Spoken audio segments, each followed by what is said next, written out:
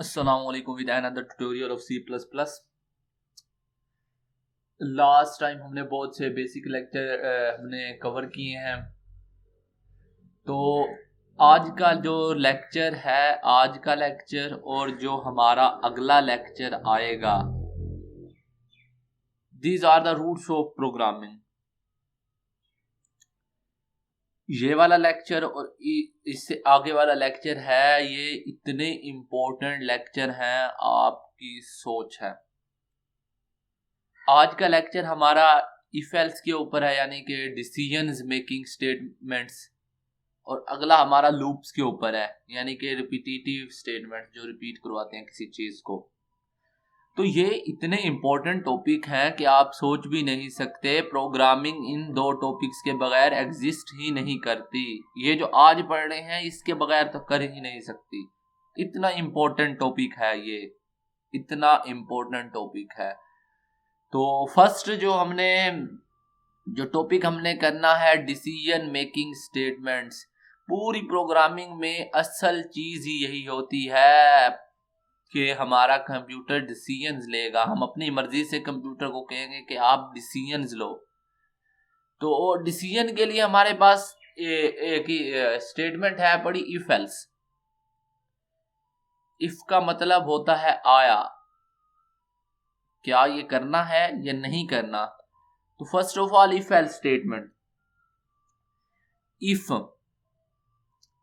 If का मतलब है, अब आपने ये आपका ये इसका सिंटेक्स है कि आपने इस तरह इफ एल्स लिखनी है। तो इसका मतलब ये है, मैं भी आपको थोड़ा सा एक्सप्लेन कर देता हूं। आपका इसका मतलब ये है पड़ा कि अगर आपके पास ये कंडीशन जो हम इसके अंदर देंगे, अगर ये ट्रू होती है, तब ही हमारे पास जो हमारा अगला कोड रन करेगा। समझाने की मैं आपको कोशिश कर रहा हूं कि ये देखे, मेरा यहां पे ना ये कोड है,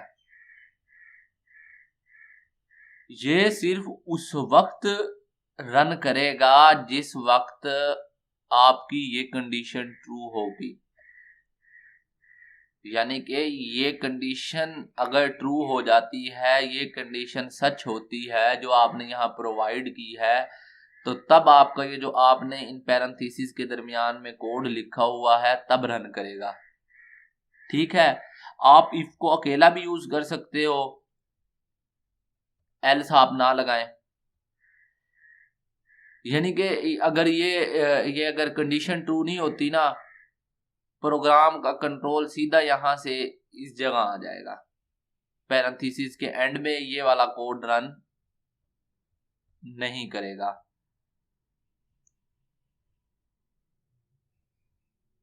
ठीक है, और ये देखें, आपको ना एक और मैं बताता हूं। अगर एक कंडीशन आपकी ट्रू नहीं होती तो ऑटोमेटिकली दूसरी कंडीशन तो आपकी ट्रू हो जाती है ना। अब एक मतलब ये है मेरा कहने का कि अगर अहमद और अली की लड़ाई हुई है, अगर मैं कहता हूं कि पहले अहमद ने नहीं मारा, मैं कहता हूं पहले अहमद ने नहीं मारा, तो ऑटोमेटिक है कि पहले अली ने मारा होगा। तो फिर हमें यहां कंडीशन चेक करने की जरूरत नहीं होती। अगर अहमद ने नहीं मारा, हम कंडीशन चेक, दो बंदों की लड़ाई हुई है अहमद और अली की, अगर अहमद ने नहीं मारा तो ऑटोमेटिक मैंने कंडीशन यहां चेक की कि क्या अहमद ने अली को मारा है। नहीं, कंडीशन ट्रू नहीं है, पहले अहमद ने नहीं मारा। तो ऑटोमेटिक है, क्या फिर हमें यहाँ जरूरत है चेक करने की क्या अली ने पहले मारा? नहीं नहीं, हमें कोई जरूरत नहीं है। तो अगर एक कंडीशन पहले ही होगी या फॉल्स कि अहमद ने तो मारा नहीं है, फिर ऑटोमेटिक है कि अली ने पहले मारा होगा। तो आप यहाँ पे कंडीशन नहीं लगाते। ये इसका सिंटेक्स है, ये दरमियान में कोड होता है। अगर कंडीशन ट्रू हो जाती है तो ये दरमियान में कोड रन करेगा। अगर ये कंडीशन ट्रू नहीं होती, ये कंडीशन माना कि मैंने ट्रू नहीं हुई, तो देन ऑटोमेटिकली ये एल्स स्टेटमेंट चलेगी, तो ये दरमियान वाला कोड रन होगा। ये आपको उस वक्त समझ आएगी जब मैं आपको एग्जाम्पल से समझाऊंगा। तो अब ये देखेंगे इसका सिंटेक्स है, आप कंडीशन चेक करेंगे, उसके बाद अगर कंडीशन ये आप ना भी, ये अकेला भी आप इफ यूज कर सकते हैं। अगर आप एल्स लगाएंगे तो इसका मतलब होता है कि आया ये या ये, या अहमद ने मारा है, अगर अहमद ने नहीं मारा तो ऑटोमेटिक एली ने मारा होगा, तो इसलिए ये एल्स यूज किया जाता है। ये बहुत ही इंपॉर्टेंट चीज है भाई, मैं आपको समझा रहा हूँ, मोस्टली प्रोग्रामिंग में बहुत ज्यादा यूज होता है। आपने प्लीज इसको बहुत अपने जहन नशीन करना है और बहुत ही ज्यादा कंसंट्रेशन से समझना है कि मैं कह क्या रहा हूं। कंडीशन स्टेटमेंट, कंडीशंस बहुत ही ज्यादा इंपॉर्टेंट होती हैं प्रोग्रामिंग के अंदर। मैं अभी आपको आपको ये सिंपल समझा रहा हूं। मैं एक और प्लेलिस्ट बनाऊंगा इसी चैनल के ऊपर, उसमें मैं ट्यूटोरियल्स डालूंगा, मैं इफ एल्स फॉर लूप, हर एक को बहुत ही जो है बड़ा एडवांस लेवल की आपको वहां पे ट्यूटोरियल्स आएंगे, वहां पे आपको बहुत ज्यादा समझाया जाएगा। यहाँ मैं आपको बहुत सिंपल वे में समझा रहा हूँ, एक जस्ट इंट्रोडक्शन है कि अगर आप बिगिनर हैं, आपको ये चीज समझ नहीं आई, तो आपके समझ में एक जहन बन जाए कि यार इफ एल्स भी होती है और किस लिए यूज होती है। अब एक प्रॉब्लम आ गई है। हाँ, अब ये एक प्रॉब्लम हमारे पास ये है, make a program in which user you will enter an input, यानी कि हमें एक सी इनकी स्टेटमेंट लगानी है, हमने यूजर से एक चीज इनपुट करवानी है, and the program will decide it to be a even और ऑड, इवन ऑड। और उसका हमें एक हिंट भी इसमें दे दिया है कि मॉडुलस ऑफ इवन इज 0, यानी कि हमें मॉडुलस को यूज करना है। फर्स्ट ऑफ ऑल हमें यूजर से एक इनपुट लेनी है, फिर उसको चेक करना है कि ये इवन है या ओड है, और हमें जो इसका हिंट दिया है modulus of even number is odd. आपको मैं मॉडुलस समझाने की कोशिश करता हूं। मैं जो है यहां से न्यू करके, ठीक है, मैं यहां से थोड़ा सा एरिया ले रहा हूं ब्लैंक। अब मैं ना एक आपको समझाने की कोशिश ये कर रहा हूँ, मॉडुलस और डिवाइड में क्या डिफरेंस होता है। आपके पास एक इस साइड पे, तो मैं चूंकि मैं सीधा डायरेक्ट वैल्यूज लेता हूँ, ठीक है, ये आपके पास 10/2 है,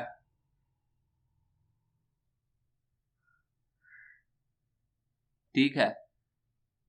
चल 10 की बजाय भी मैं आपको एक और, इससे भी मेरा पॉइंट एक ही चीज में हो जाए क्लियर, मैं आपको ये करने की कोशिश कर रहा हूँ कि मेरा पॉइंट एक ही उसमें क्लियर हो जाए। तो मैं यहाँ पे 9 ले रहा हूँ, ये इंटीजर टाइप के वेरिएबल हैं, और मैं यहाँ पे ले रहा हूँ 9, और मोड की जो होती है ना, ये होती है निशानी, ये होता है इसका सिंबल, 9 मोड 2 ले रहा हूँ।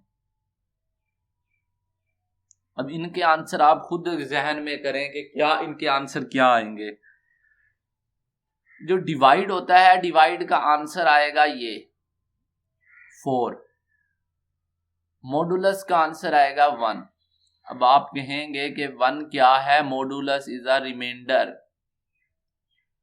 शायद आपने पहले ये पढ़ा हो, रिमाइंडर किसको कहते हैं, मैं आपको समझाता हूं अभी। रिमाइंडर, अब ये देखें, मैं 9 को डिवाइड कर रहा हूं 2 से, 2 से 2 4 जा 8, ये 1 बचा, ये जो बचा है it is called modulus, it is called reminder. ये चीज हमारे मॉडुलस के अंदर आएगी। यानी कि अब मैं जो लॉजिक बना रहा हूं उसने एक बात की है कि जो इवन नंबर होते हैं उनका मॉडुलस 0 होता है। यानी कि अब मैं एक इवन नंबर लेता हूं, ये देखें, मैं एक इवन नंबर ले रहा हूं, 2 8 है पड़ा, 2 को मैं, ये इस पे पूरा पूरा डिवाइड हो रहा है, ये 8 और ये 0, reminder of even number is 0। यही हमारे पास हिंट है। अब हमने चेक क्या करना है, इतना सिंपल क्वेश्चन है ना ये, कोई हद नहीं। आपकी सोच है कि इतना सिंपल क्वेश्चन है ये। इसमें होता ये है कि मैं, आपको पता है कि अब हमें डिसाइड करना है। अब अगर मैं आपको दिखाऊं तो उसने लिखा है डिसाइड। डिसाइड का मतलब है हमें डिसीजन लेना है कि क्या ये इवन है या ओड है, और इसके लिए उसने बताया even number is always zero. अब मैं यहाँ पे लिखता हूँ, मैं अब डिसीजन लेने की कोशिश कर रहा हूँ। अब मुझे पता चल गया डिसीजन मेकिंग स्टेटमेंट सिर्फ हमारे पास इफ एल्स है पड़ी, तो मैं यहाँ पे इफ एल्स यूज करूंगा। फर्स्ट ऑफ ऑल ये इफ मैं फर्ज कर रहा हूं कि अगर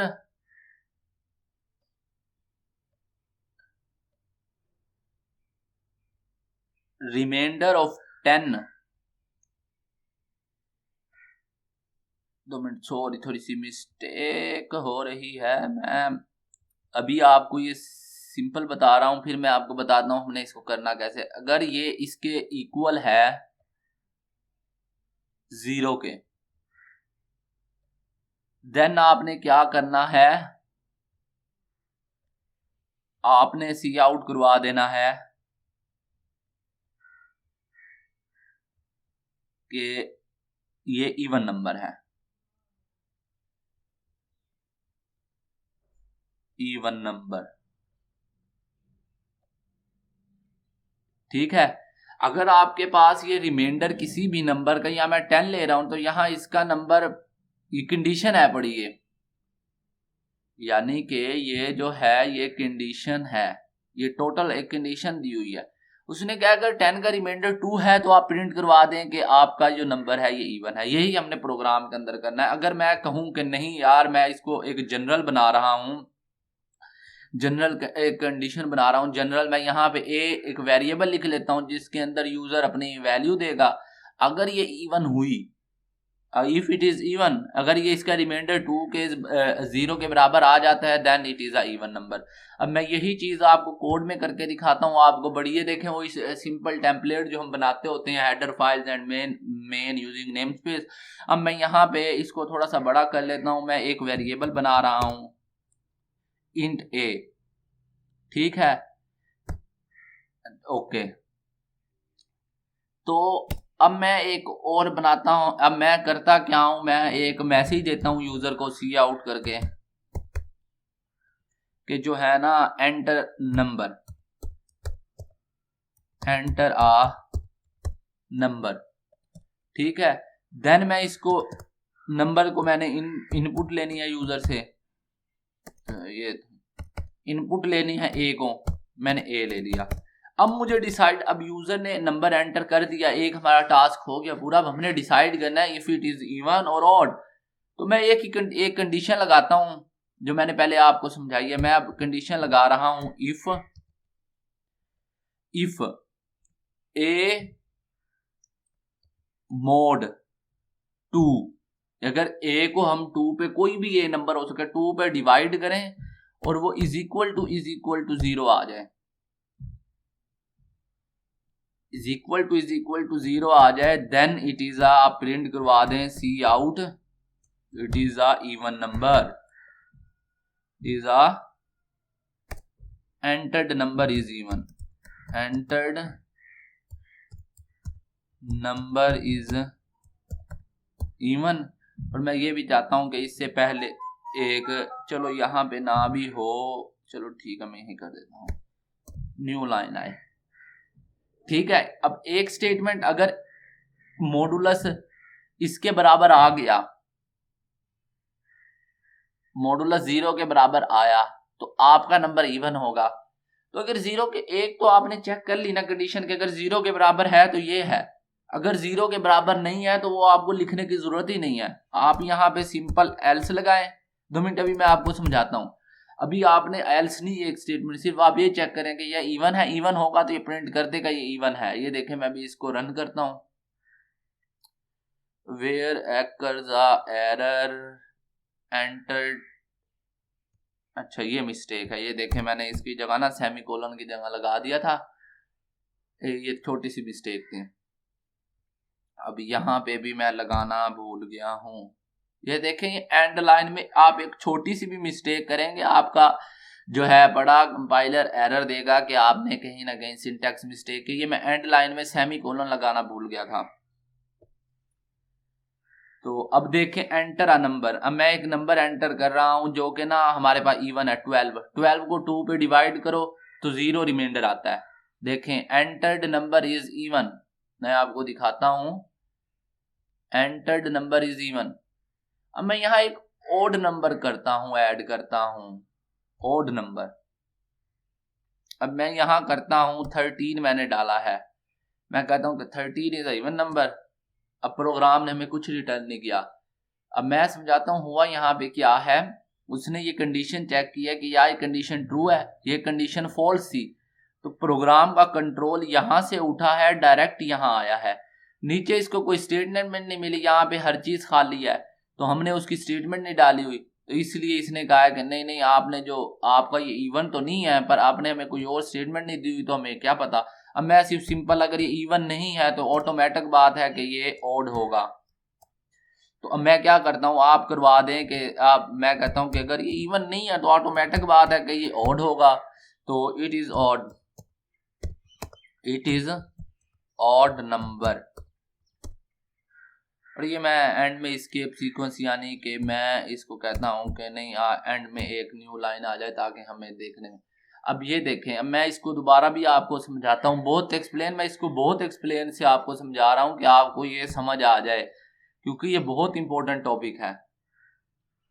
अब ये देखें, अगर पहले मैंने 12 डाला तो ये बताएगा it is a even number. देख रहे हैं आप, it is a even number, 12 डाला। अब मैं यूं करूंगा कि इसको उठा रहा हूं, अब मैं इसकी जगह ओड नंबर कोई डाल रहा हूं, मैं 15 डाल रहा हूं, 15, it is a odd number. यानी कि अब हमारा टास्क पूरा हो गया। इफ एल्स ने हमें हेल्प कर दी कि आपका नंबर इवन है या ओड है। मैं अब समझाता हूं कि यहाँ हुआ क्या है।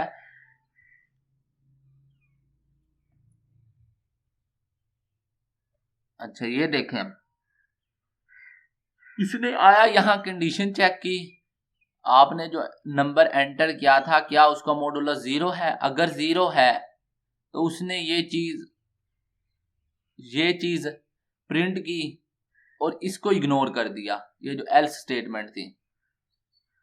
समझें कि अगर एक कंडीशन हमारी ट्रू हो चुकी है तो फिर इसका तो कोई फायदा ना हुआ ना। एल्फ का मतलब है या ये या वो, यही कुछ बात है।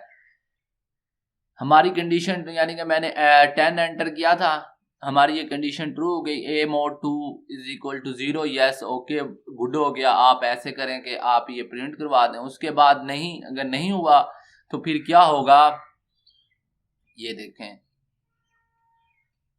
अब प्रोग्राम यहां से इसके अंदर यहाँ एंटर हुआ, इसने यहाँ कंडीशन चेक की, कंडीशन हुई फॉल्स, तो प्रोग्राम का कंट्रोल यहां से उठेगा, यहीं से उठेगा और इस जगह आ जाएगा, and then it will be print. और ये हमारे पास प्रिंट नहीं होगा क्योंकि हमारी कंडीशन ही ट्रू नहीं हुई। जब कंडीशन ट्रू होगी तब ये चीज प्रिंट होगी। जब कंडीशन ही फॉल्स होगी, मैंने 13 एंटर किया था तो इसने ऑटोमेटिकली यहां से, ये कंडीशन ट्रू नहीं है, 0 के बराबर नहीं है, तो ये उठ के यहां पे आ गया। बहुत इंपॉर्टेंट टॉपिक है, आपको सिर्फ समझने की जरूरत है। ये इफ एल्स इतना यूज होता है यार, मैं आपको बता रहा हूँ, इतना आपकी सोच है। अगला मैं आपको समझाता हूँ कैस्केडेड इफ एल्स। मैंने एक की जगह मल्टीपल कंडीशंस यूज करनी है, मल्टीपल। मैंने एक चेक करना है क्या ए के बराबर है, क्या ए बी के बराबर है, क्या ए सी के बराबर है, देन एल्स। 3 कंडीशनें चूज करनी है। अब ना मैं आपको समझाता हूँ, आपको ना एक ना थोड़ी छोटी सी ना एग्जांपल से समझाता हूँ, तो then you will pick up which I am saying.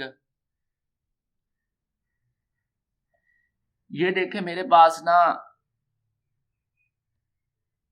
4 objects हैं।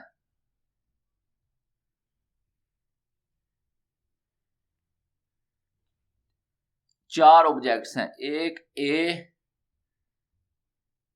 B C and D. Okay, you should pick up my point.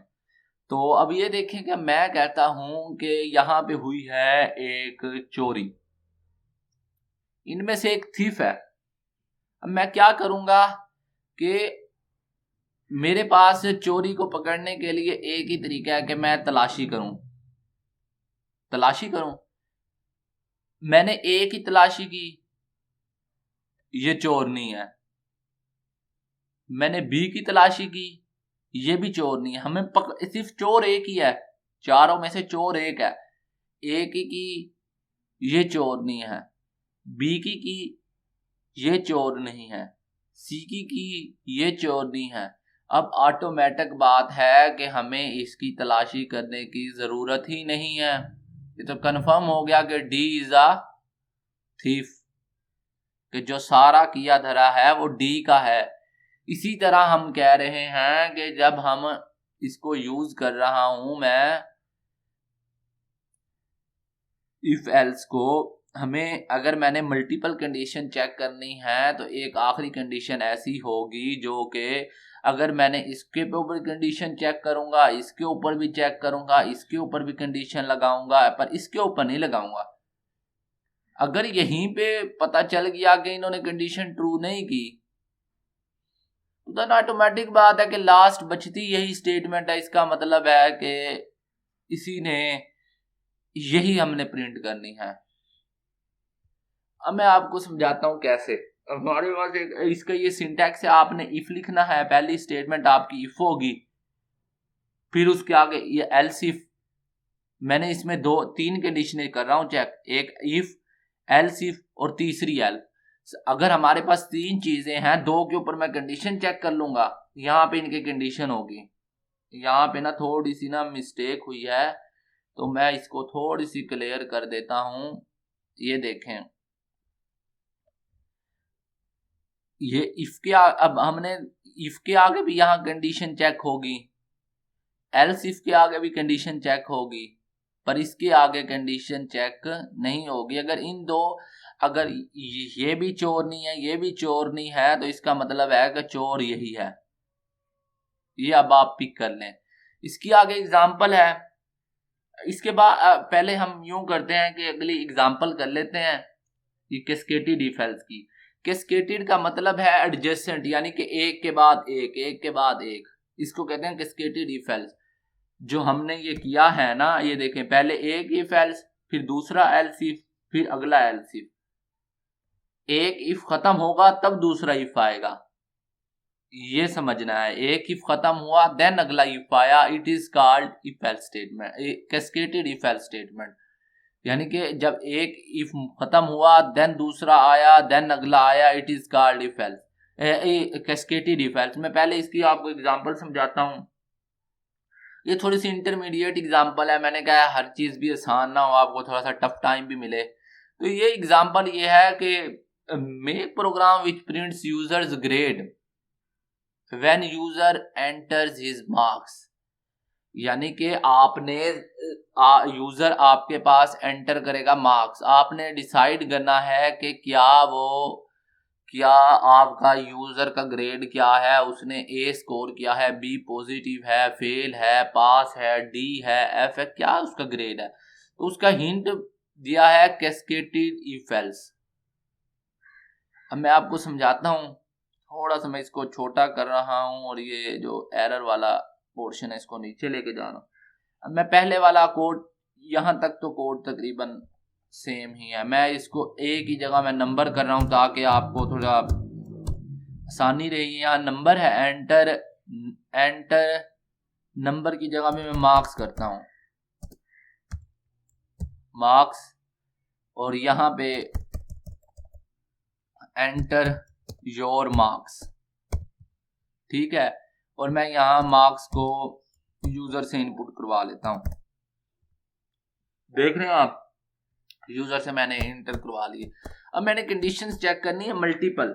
अगर ये देखें कि हमारे पास कुछ असूल होते हैं कि अगर आपका इफ, अब मैं यहाँ पे मल्टीपल कंडीशंस चेक करूंगा, एक नहीं दो कंडीशन, एक कंडीशन के अंदर दो कंडीशनें चेक होंगी। अब मैं आपको और एंड वाला कॉन्सेप्ट भी समझाने जा रहा हूं, या आपने थोड़ा सा टेक्निकल है, आपको समझ आना चाहिए। अगर आपके पास मार्क्स, ठीक है, मार्क्स इज ग्रेटर देन और इज इक्वल टू 33, यानी कि 100 में से हम काउंट कर रहे हैं, अगर 33 और इसमें से आपके पास मार्क्स आ जाते हैं 33 के बराबर आते हैं, ये इससे ग्रेटर आते हैं, तो देन यू आर, मैंने क्या प्रिंट करवाना है, सी आउट करवा देना है आपने, you are pass, you are pass with grade D, with grade D. ठीक है, मैं इसको थोड़ा सा और, नहीं नहीं नहीं नहीं नहीं, इसको यूं और इसको यूं। अब ये देखिएगा 33 से आपके मार्क्स ज्यादा हैं, तो इसका मतलब है कि you are pass with grade D. इसमें एक छोटा सा ना आपको समझ आपको अब आएगी जब मैं इसको रन करूंगा। मैंने इसके अंदर सिर्फ एक ही कंडीशन डाली है, तो अब आपको समझ आ जाएगी कि मेरा कहने का मतलब क्या था। अगर मैं 33 डालता हूं, you are pass with grade D, okay ji ठीक है, मैं पास हूं, ये एक ये बात होगी true, pass is equal to या बराबर, बराबर वाली हो गई। अब मैं इसको डालता हूं ये इज ग्रेटर वाली, मैंने डाली, अब मैं डाल रहा हूं 99 मार्क्स डाल रहा हूं, इस बंदे के 99 मार्क्स हैं, okay, you are pass with grade D. आप यार 99 लेके भी आप डी पे आ रहे हैं, इसका मतलब है कि मैंने अभी एक कंडीशन चेक की है, ये आप थोड़ा सा मिस्टेक कर रहे हैं। तो इसका मतलब है कि एक रेंज होनी चाहिए, यानी कि मैं आपको थोड़ा सा यूं समझाता हूं, अगर आपके पास, मैं समझाने की कोशिश कर रहा हूं, अब ना आपने जहन में बनाना है कि यार मुझे करना क्या चाहिए। अगर आपका 0 से 32 तक है, 33 पे तो पास है ना, तो यहां आपने ग्रेड देना है F, फेल है आप। और अगर 33 से ज्यादा है, 33 से लेके मैं कहता हूं कि यार ये है पड़ा 45 तक, यहां पे आपने ग्रेड देना है D। और अगर आपके पास 45 से लेके अगर आपके पास 60 तक है मार्क्स बच्चों के, देन आपने देना है इसको बी की जगह सी कर लेते हैं। इसी तरह सोन आपने 100 तक इसको लेके चले जाना, यानी कि अगर हमने एक कंडीशन के अंदर भी हमें मल्टीपल कंडीशन चेक करनी पड़ेगी, एक रेंज देनी पड़ेगी यहां से लेके यहां तक, ओके। तो मैं इसको 2 मिनट रुके, ठीक है, मैं अब इधर ही आ रहा हूं, अब आपको समझ आएगी। अब ये देखें, मैंने एक कंडीशन दे रहा हूं, ये होती है एंड की अलामत, ये मैंने आपको समझाया है। एंड आपको अगर नहीं आ रही तो एंड का मतलब होता है, अगर आप जाएं फिजिक्स में आपको नजर आएगा एंड और नॉट टेबल, आप जाके पढ़ें आपको समझ आ जाएगी। एंड का मतलब होता है हमें दोनों स्टेटमेंट्स ट्रू करने, ये भी ट्रू हो और ये जो इसके आगे मैं लिखूंगा ये भी ट्रू हो, यानी कि मार्क्स आर लेस देन या इज इक्वल टू 40 हो, 40 की जगह 45 कर लेते हैं। अगर 45, 33 और 45 के दरमियान हुए मार्क्स, या 33 और 45 तक अगर आपके मार्क्स हैं, then you will get a D grade. अब देखना, अब ये हमारा प्रोग्राम थोड़ा बेहतर हो गया है। अब मैं क्या कर रहा हूं, 33 ऐड किए तो आप you are pass with grade D, okay, मैं ठीक है, मैं देन अगेन रन करता हूं। अब मैं डालता हूं 40, you are pass with grade D. Okay, ये भी ठीक है। अब मैं डालता हूं 45 से ज्यादा। ये देखें, अब मैं 45 तक हमने एक रेंज रखी हुई है ना, 46 डालता हूं। अब इसने कहा है कि आपने 46 से आगे कोई कंडीशन ही नहीं दी और इसने ब्लैंक आपको आगे कुछ प्रिंट नहीं किया। तो अब मैं यही, अब मैंने एक यहां तक की रेंज दे दी। मैं इससे पहले आपको एक और इसको मैं आगे एक ऊपर वाले कंडीशन भी तो चाहिए ना फेल के लिए। ठीक है, तो मैं फेल के लिए कंडीशन बना रहा हूं। 2 मिनट रुके, मैं इसी को करता हूं copy, control C control V. अगर मार्क्स आपके 0 से लेके 33 से लेस हैं, अब यहाँ इक्वल नहीं आप कर सकते हैं क्योंकि इक्वल पे तो आप पास है ना। अगर 33 है तो आप पास हैं, पर अगर आपके 33 से लेस हैं यानी कि 32 हैं तो तब आप फेल हैं। You are fail with grade F. ठीक है, अब मैं यहां पे कर रहा हूं एल्स। काम हमारा इफ से भी हो जाएगा, पर एक एल्स होता है कि अगर ये सारी कंडीशंस ट्रू नहीं होती ना, then you will go with if else statement. जो एंड में आप स्टेटमेंट, आपने 10 स्टेटमेंट चेक की, 10 की 10 ट्रू नहीं हुई तो आप एक एल्स डाल दें कि आपकी अगर वो 10 ट्रू नहीं है तो ये चीज ट्रू है। ठीक है, तो अब ये होगी हमारी। उसके बाद कंट्रोल सी किया, मैं इसको फिर नीचे आगे कंट्रोल। अब हमारी ये एक 0 से 33 तक आपका एफ ग्रेड है, 33 से 45 तक आपका डी ग्रेड है। 30 अब मैं 30 अब 45 से लेके 45 इक्वल है। ये देखें ना, 45 के अगर इक्वल है तो अब आपको ग्रेड मिल रहा है डी।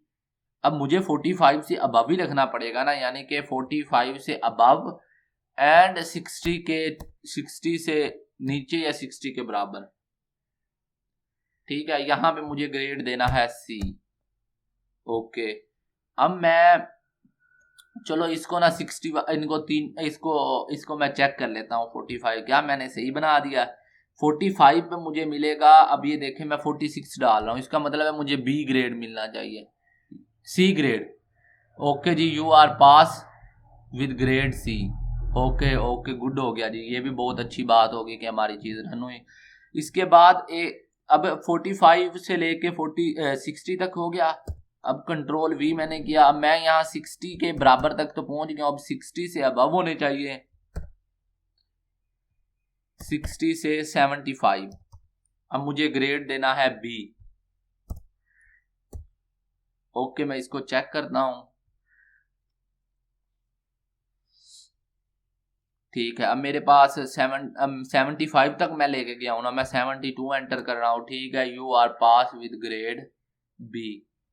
तकरीबन हमारी ये रेंज तकरीबन सही आ रही है। इसके बाद हमारे पास एक आएगी कंट्रोल वी। अगर आपका अगर आपका आपके मार्क्स कितने हैं?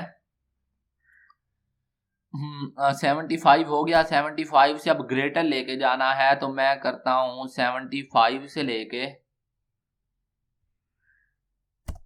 आपका 85 तक तकरीबन। ठीक है, 85 तक आपका ग्रेड है ए। ठीक है, ओके, मैं रन करता हूं। मैं 85 तक हम लेके गए हैं तो मैं 82 एंटर कर रहा हूं। You are pass with grade A.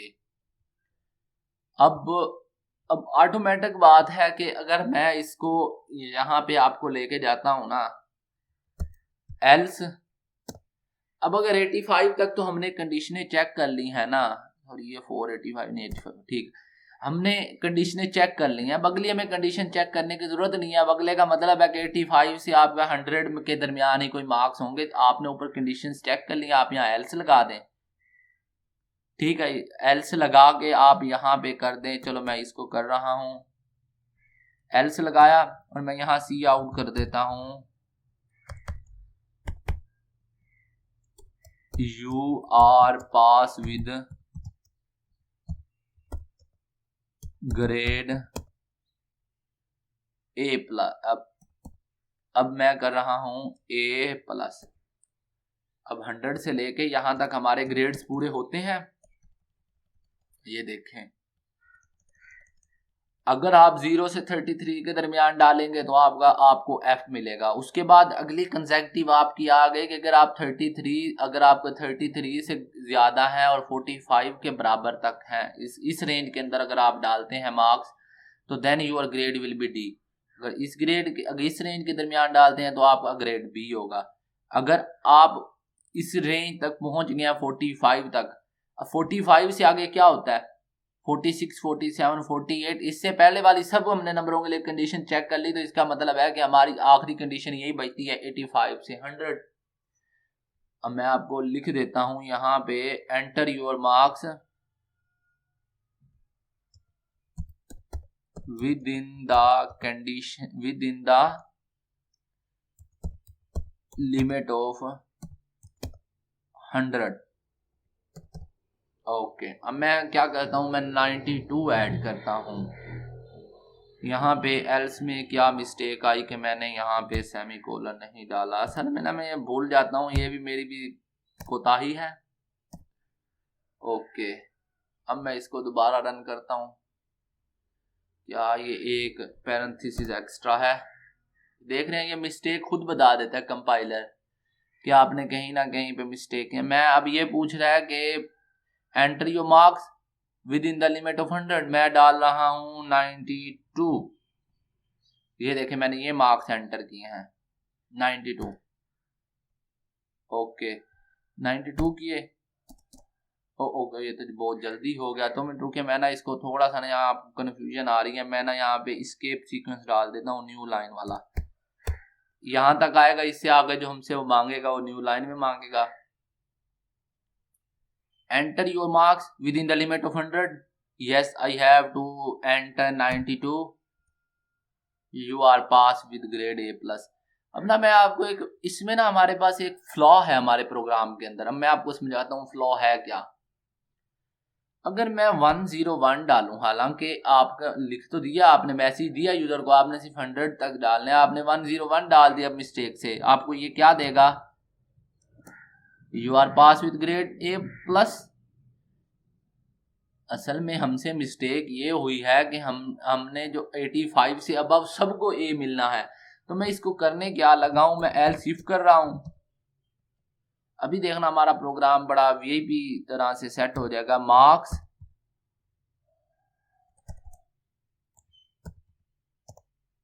Marks के स्पेलिंग से यहाँ ठीक है, मार्क्स ग्रेटर देन 85। ओके ठीक है, और एंड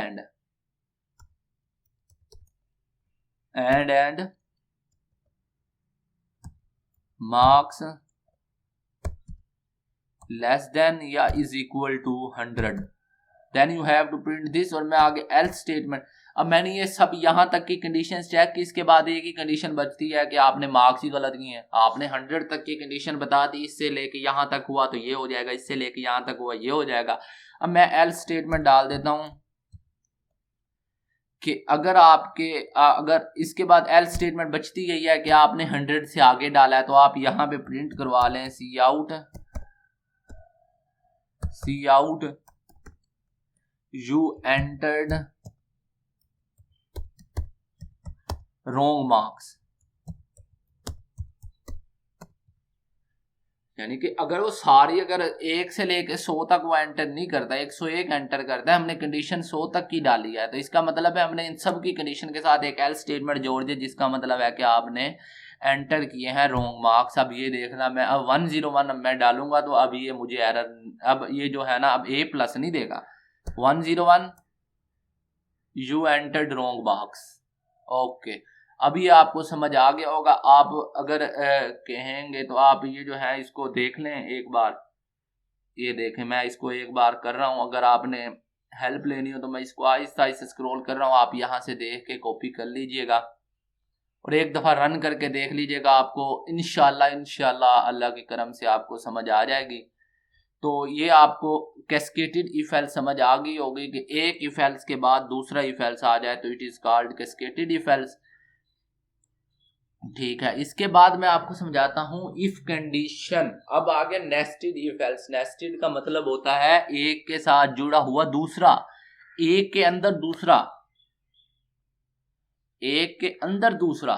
समझ आपको ये आने की कोशिश मैं कर रहा हूं, मैं समझाता हूं कि अगर एक के अंदर एक हो it is called nested if else.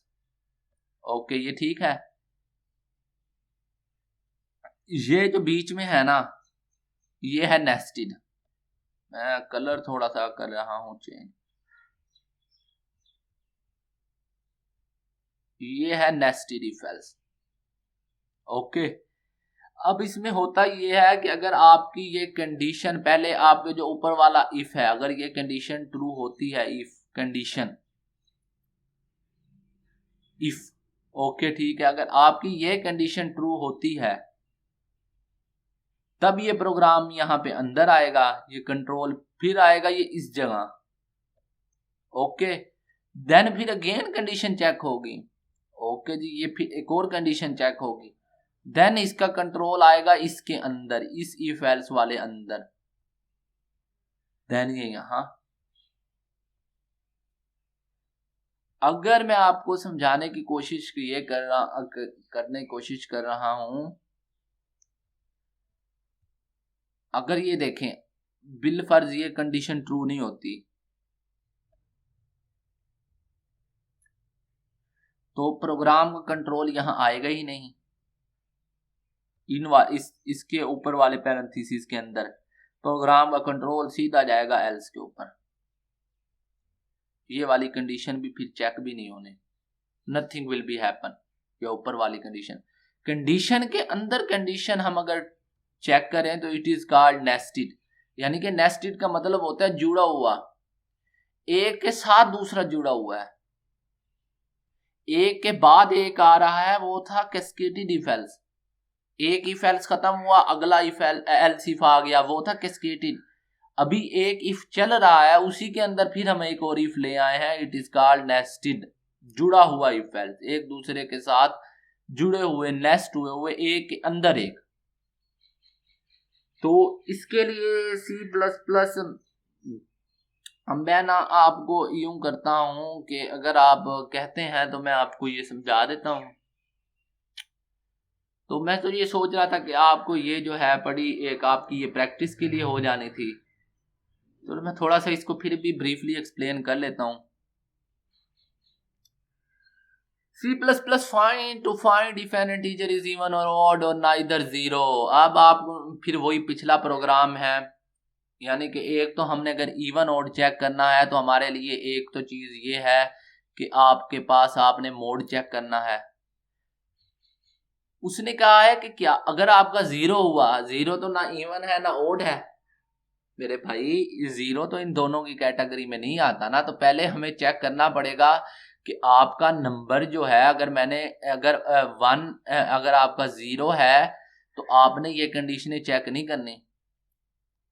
अगर आपने जीरो एंटर किया तो आपने एंटर नहीं करनी, और अगर जीरो अगर आपने एंटर किया है तो अब आपने ये कंडीशन चेक नहीं करनी। अगर आपने जीरो एंटर नहीं किया, यानी कि आपने वन एंटर किया, then you have to check this condition.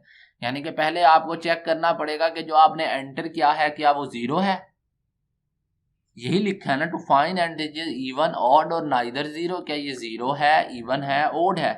इसके चेक करने के लिए जरूरी है पहले हमें चेक करना पड़ेगा क्या वो नंबर जीरो है। अगर वो नंबर जीरो है तो ठीक है, इनको चेक करने की जरूरत ही नहीं है, इवन ओड वाला कॉन्सेप्ट खत्म हो जाता है। अगर आपका नंबर जीरो नहीं है then you have to check क्या वो नंबर इवन है या वो ओड है। इसके लिए नेस्टेड इफ एल्स आपने यूज करना है। चलो मैं आपको ये करवा ही देता हूँ, 2 मिनट लगते हैं, तो इससे आगे तो कोई, चलो ठीक है, ये एंड वाली स्लाइड है तो मैं अब आपको ना ये बड़ी स्पीडली करवा रहा हूँ। नेस्टेड इफ एल्स है बड़ा, मैंने इसको डिलीट किया। अब ये देखें कि मैं एक बना रहा हूँ, एक वेरिएबल बना रहा हूँ नंबर, और मैं वो यूजर से एंटर करवाऊंगा। ठीक है, तो मैं यहाँ पे सी आउट की स्टेट दे रहा हूँ कि यूजर को मैसेज दे रहा हूँ एंटर आ नंबर। ओके ओके, मैं यहाँ पे सी इन करवा के वो नंबर एंटर करवा लेता हूँ। क्या मैंने दिया था यूजर नंबर, उसके बाद अब एक और मैं आपको बात बताता हूँ, जो आपका वेरिएबल का नाम लेना है, आपने एक ऐसा नाम लेना है जो वेरिएबल इसके पास पहले ना हो। जैसे कि मैंने इफ को डिफाइन किया है ना, इफ लिखा है, इफ वेरिएबल का किसी का नेम नहीं हो सकता, क्योंकि वो कंपाइलर के पास पहले मौजूद है। कंपाइलर के जो है पढ़ा ना, हमारी इंटीग्रेटेड डेवलपमेंट जो इन्वायरमेंट है, इसके अंदर इसको पहले ही पता है। सी प्लस प्लस में इफ का मतलब हमने कंडीशन चेक करनी है, वो की वर्ड है, रिजर्व्ड है, आप उसको वेरिएबल नहीं बना सकते। छोटी सी बात थी, मैंने ये आपको यहाँ पे बता दी। तो हम यहाँ पे एंटर अ नंबर, अब मैं यहाँ पे कंडीशन चेक करता हूँ, इफ क्या ये नंबर, इफ नंबर आपका जो नंबर है, ये आपको मैंने पहले भी बताया, नॉट इज इक्वल की अलामत ये होती है, नो, इसका मतलब है नॉट इज इक्वल। अगर वो जीरो के इक्वल नहीं है तो आपने ये करना है, अगर वो जीरो है तो आपने इसकी जो एल्स स्टेटमेंट है आपने पहले ही डिफाइन कर लेनी है। एल्स है तो इसका मतलब है कि cout you have entered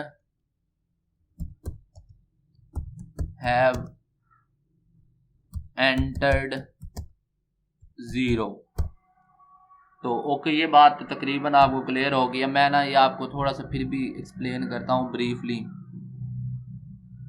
तो मैं यहाँ से न्यू ले लेता हूँ। अब ये देखें, अगर आपने नंबर एंटर किया, चलो मैं तो करता हूँ, आपने नंबर एंटर किया 0, ये कंडीशन आई, क्या नंबर 0 के, number is not equal to 0? नहीं, नंबर तो 0 के बराबर है। ये स्टेटमेंट हमारी रॉन्ग हो गई। यहां से कंट्रोल उठेगा, सीधा यहां आएगा। इसको इससे कोई मतलब नहीं है कि इसके अंदर मैंने क्या लिखा है। ये जो दरमियान में हमने लिखा, ये कोड लिखा हुआ है, ये एग्जीक्यूट नहीं होगा। यहां से प्रोग्राम का कंट्रोल डायरेक्ट यहां आएगा। ओके,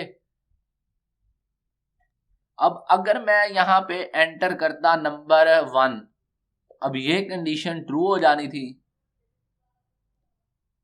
प्रोग्राम का कंट्रोल इसके अंदर आ जाना था, यहां पे जो भी हमने लिखा होना था वो सारा प्रिंट हो जाना था।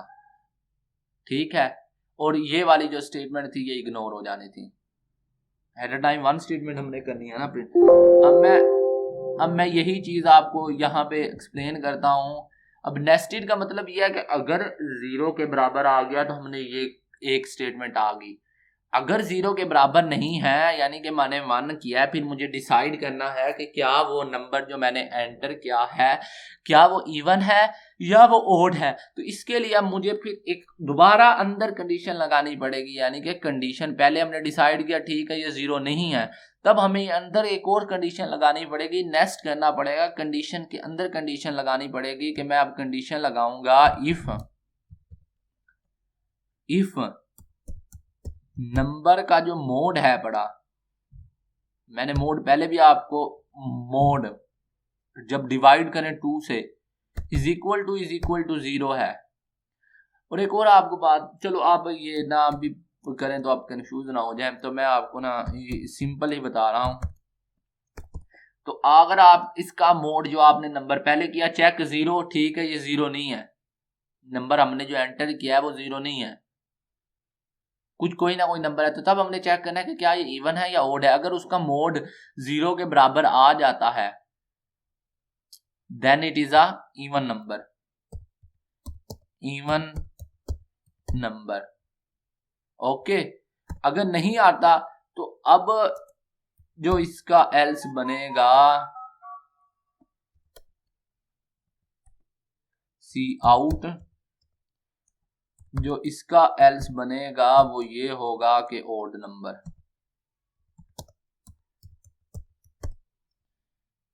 अब ना आपको ये देखने की जरूरत है, चलो अब अगर ये इवन है तो ये ठीक है, अगर ये इवन नहीं है तो ऑटोमेटिक है इसका एल्स ये होगा। यानी कि इसका इस इफ का एल्स ये वाला है, और ये जो नेस्टेड है ये अंदर वाले, इसका एल्स ये वाला है। ओके, अब मैं इसको रन करता हूं तो अब मैं इसको देखें, मैं अब करता हूँ, पहले मैं कर रहा हूँ 0 एंटर, ये मुझे पहले बता देगा यू हैव एंटर्ड 0 नंबर, यानी कि वो ऊपर वाली कंडीशन ही, यानी कि ये वाली कंडीशन ट्रू नहीं हुई, तो ये सारे का सारा कोड इग्नोर हुआ, तो सीधा कोड का यहाँ पे आया कंट्रोल, ठीक है, उसने कहा यू हैव एंटर्ड 0 नंबर। अब मैं बताता हूँ, अब हुआ यूं कि अब मैंने एंटर किया क्या 40, it is a even number, ये देखें ये इवन नंबर है। अब हुआ ये, अब हुआ क्या है कि हम पहले कंडीशन ट्रू, ये हुई कंडीशन ट्रू, ठीक है, ये हमने 40 ऐड किया, ये 0 के बराबर नहीं है, ठीक है। अब उसके बाद ये कंडीशन ट्रू हुई, अगर ये कंडीशन ट्रू हो गई है तो इसके एल्स इग्नोर हो जाएगा। और अगर मैं अब फर्ज करता हूं मैंने 33 ऐड किया, यानी कि 33 ऐड किया, ये कंडीशन तो ट्रू हो गई कि 0 के बराबर है, ये कंडीशन हो जाएगी फॉल्स, ये इग्नोर होगा, तो ये वाला एल्स चल जाएगा कि ठीक है, तो फिर ये तो ओड नंबर है। मैं ये देखें, मैं करता हूं एंटर, 33 एंटर किया, it is a odd number.